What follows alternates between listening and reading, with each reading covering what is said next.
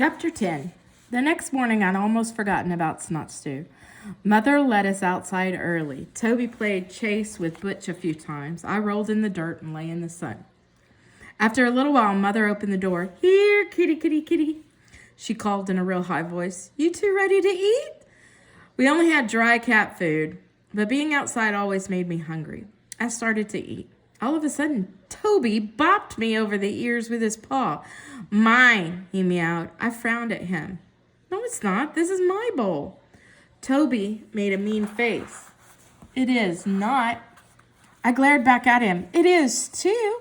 He arched his back. "Is not? Is too? Is not? Is too? Snot stew." Then he jumped at me. He grabbed me around the ears with his front paws and pretended to kick me in the stomach with his back ones. We rolled and tumbled on the floor, playfully biting and chewing at each other. "We're playing Snot Stew," Toby growled, and we laughed and laughed. After we finished eating, I curled up under the couch to give myself a cat bath. Maybe Snot Stew isn't such a bad game after all, I thought. Toby and I haven't wrestled and played so much since we were kittens. Maybe Snot Stew is a good thing.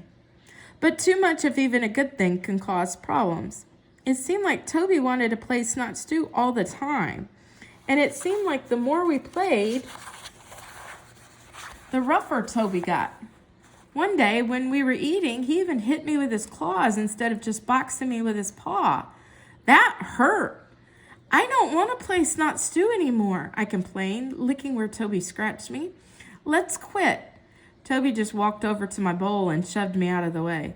"If you don't want to play, fine. I'll just eat your food too. Then it will be fine." I sat there, smoothing my fur with my tongue. Toby gobbled my food up, then went back to his own bowl. The same thing happened the next day and the next.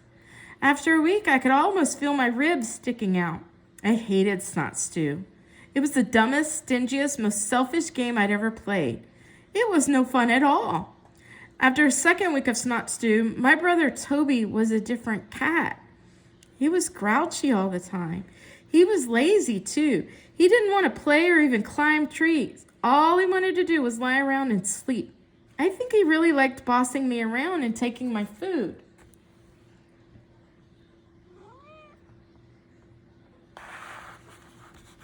It wasn't a game for him, not anymore. Snot Stew was real. Toby wanted everything of mine, and he wanted to play with my Sarah after she got home from school. He wanted to eat my food. He even tried to take over my safe place under the couch. Only Toby had gotten a lot bigger and fatter from eating both my food and his. He had trouble squeezing under my couch. At least I still have my safe place, I thought. Around lunchtime, I noticed a wonderful smell coming from the kitchen. I was hungry, and the smell kept drifting to my nose and making little drops of water form at the corners of my mouth. I could hear the tink sound when Mother put the dishes on the table. Daddy came in, and when they finished eating, Mother opened the door. "Rambo, tic-tac," she called. Those were our people names, so we didn't act like we heard her. "Come on, you two," she coaxed. "If you're ready to eat, I've got some stew." My eyes rolled in my head. My tongue lapped across my lips. "I love stew," I swooned, jumping up to trot to the kitchen. But Toby got there first. He was eating out of my bowl. He was eating my stew. "Can I eat my stew?" I asked politely. Toby just sneered at me and flipped his tail. "It's not yours. It's mine." I shoved him. "It is not," he shoved back. "Is too." "I'll show you," I thought. "I'll just eat your stew." But when I got to Toby's bowl, he waddled over and shoved me aside. "This is mine, too," he growled. "Is not," I growled back. "Is too." I felt my teeth grind together. I was not going to play Snot Stew. I had it. Before I knew what happened, I flew into him with everything I had. I jumped on his back and hung on with my claws. I hissed, meowed, growled, bit his ear, chewed the back of his neck. Toby didn't know what hit him at first, but he fought back. He was much bigger and heavier than me. Suddenly, he flung me off. Then he pounced on me, clawing and biting and hissing and spitting. We rolled across the floor. We bumped into Mother's leg. She was jumping from one foot to the other, screaming at us to stop. We didn't. I had had as much of Toby as I could take. He wasn't going to eat my stew. I bit him again. All of a sudden, something cold and very wet hit me. I was just about to chomp down on Toby's paw. Instead, I shivered with cold, wet feel. I jumped up to shake myself off. Mother stood glaring down at us.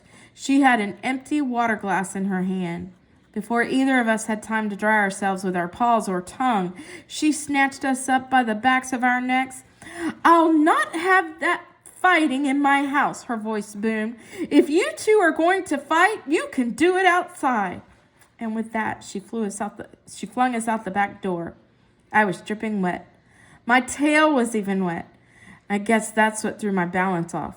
I managed to land on my feet, but instead of staying on them, I fell over and went rolling.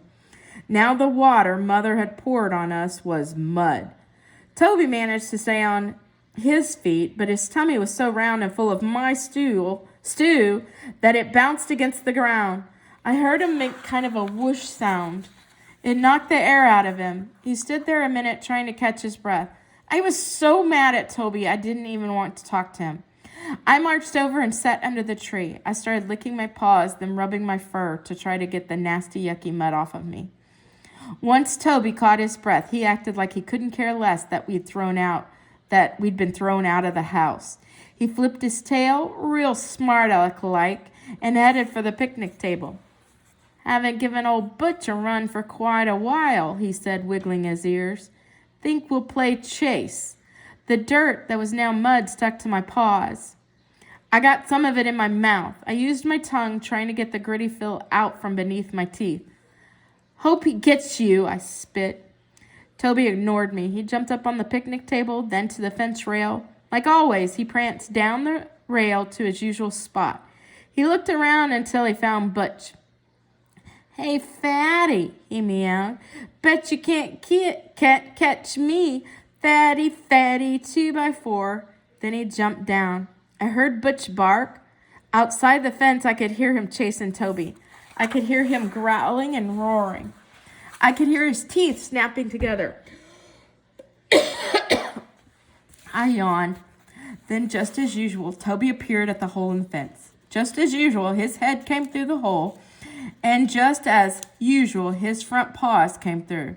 Then, not as usual, Toby stopped. I quit licking my fur and sat up. Suddenly, his eyes got as big around as saucers. He lunged, jerked. Nothing happened. Toby didn't move. Outside the fence, I could hear Butch roar. He was getting closer. "I'm stuck," Toby meowed. "Help me. I'm stuck in the hole." Butch's bark was a roar. Toby's eyes flashed open even wider than before. His ears shot straight up. He jerked one more time, but it was no use. "Ouch!" Toby screamed. "Meow! That hurts!" His eyes were filled with panic. He clawed the ground. "He's got me! Butch is eating me!" Toby's cry was the most frantic, most terrible sound I've ever heard in my life.